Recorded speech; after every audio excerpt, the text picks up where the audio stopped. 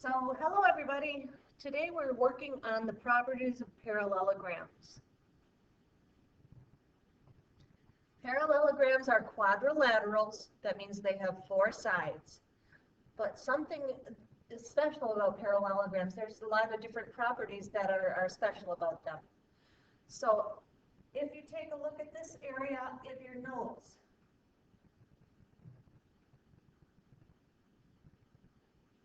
and we see if a quadrilateral is a parallelogram. That means that if it is a parallelogram, then this side is congruent to this side.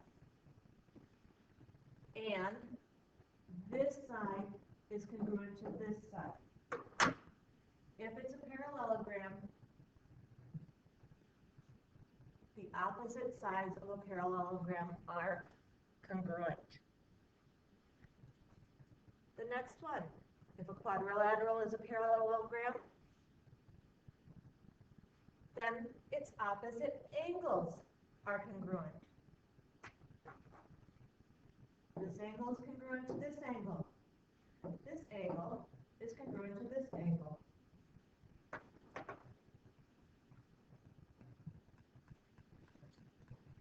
If it's a parallelogram, then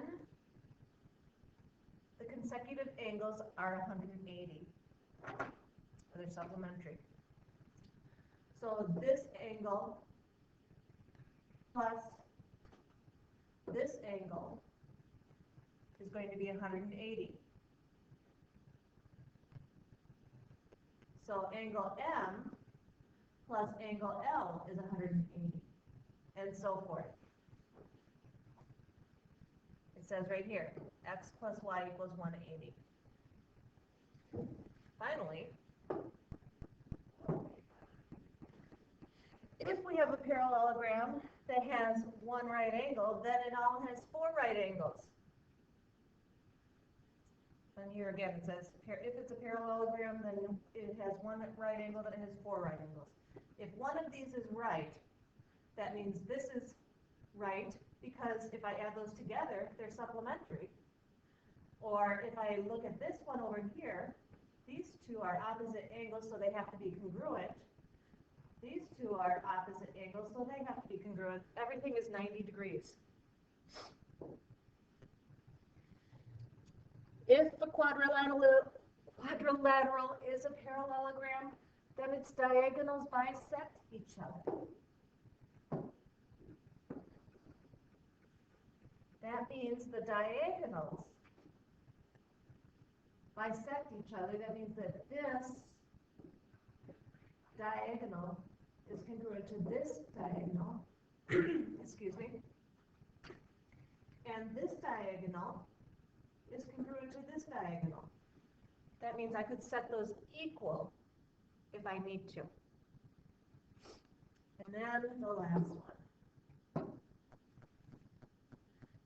If we have a parallelogram, the diagonal separates the parallelogram into two congruent triangles. This triangle right here is congruent to this triangle right here. So that means that triangle ABD is congruent to triangle CDD. So now let's apply those properties here. So for number one, we have to solve for the indicated variable and then figure out what the variables are and what the angles are. So in this instance, I have, remember that opposite angles are congruent, or that consecutive angles in order are supplementary. So I could figure y out a couple of different ways. I could set these two congruent angles equal, or I could add two consecutive sides to 180. it's your preference. You don't, there's not a right or wrong in this situation. I'm going to set the congruent angles equal. So I'm going to take 6y plus 4 equals 3y plus 37. So then I'm going to take 3y away from both sides. I get 3y plus 4 equals 37. Now I have to take 4 away from both sides, and then I end up with 3y equals 33. And then I'm going to divide by 3, and I get y equals 11. Okay. So y equals 11. That's pretty easy. Now, in order to figure out the measures of those angles, I'm going to have to plug 11 back into the expressions. So I'm going to start with one that looks pretty easy to me. I'm going to start with this one right here, because I know that 11 times 10 is 110. I know that in my head. So I'm going to do the easy one first. 110. Well, if the measure of angle F is 110 and H is congruent, I know that angle H is 110. And then if I go backwards and I look at, okay, I could plug it in here, but I don't really have to, because I know that consecutive angles E plus F equals 180. Let's put an angle sign in here so you remember that. Angle E plus angle F is going to be 180. So this is really easy math then. I'm going to say that I'm going to substitute, angle E is here, I'm going to substitute 110 for angle F equals 180. So then angle E equals 70. So if that's 70, its opposite angle is congruent, so that means angle G is also 70.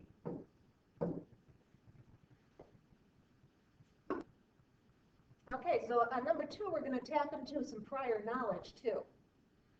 If you have the measure of that triangle up on top, and we know that if we have a diagonal and a parallelogram, it separates the parallelogram into two congruent triangles.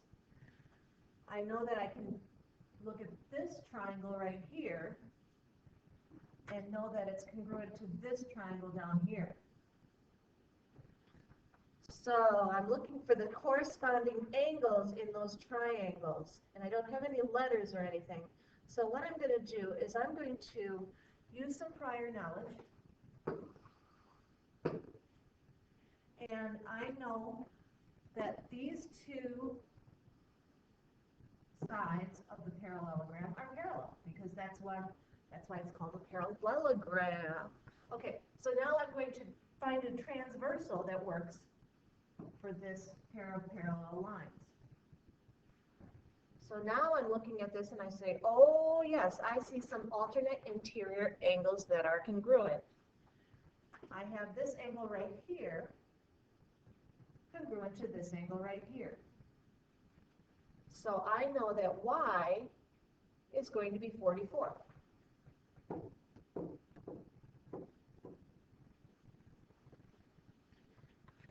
Now, I'm going to show you the other set of parallel lines. I'm going to go back and mark these guys congruent, okay? So now I'm going to look at these parallel lines and find another transversal that's going to work for these parallel lines, which happens to be the same transversal. But I can see this interior angle and this alternate interior angle are the same. by that same theorem. So I'm going to call x 31. Finally, we've only got one left. We've got 105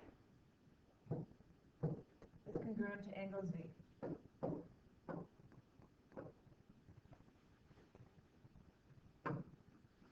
So this one I'm going to have you guys leave blank because we're going to work on this in class tomorrow. But I have a chance to talk to you about Santa. Do you know what nationality Santa is? He's North Polish. Write that in your notes right here, North Polish.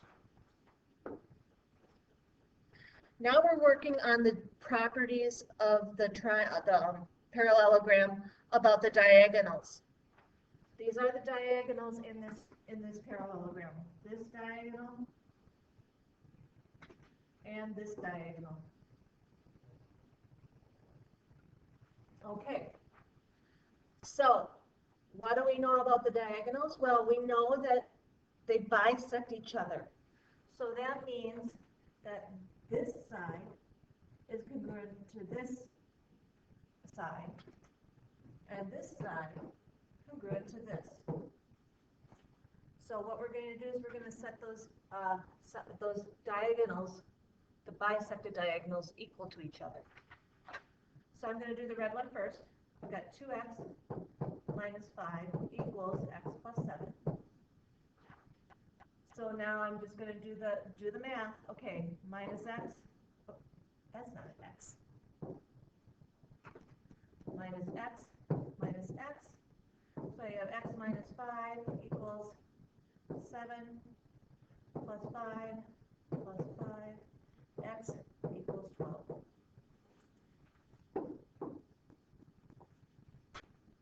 Now I'm going to do the green one, the y's. 6y plus 1 equals 4y plus 9. All right, so I'm going to take 4y away. Minus 4y. I've got 2y plus 1 equals 9. Take away 1, take away 1. 2y equals 8. Y equals 4. Okay. Now you look at the last one. That one again is going to be a systems problem that we're going to go over in class tomorrow. So we are done for the day. And that'll be it. I'll see you in class tomorrow. Have a good night. Bye now.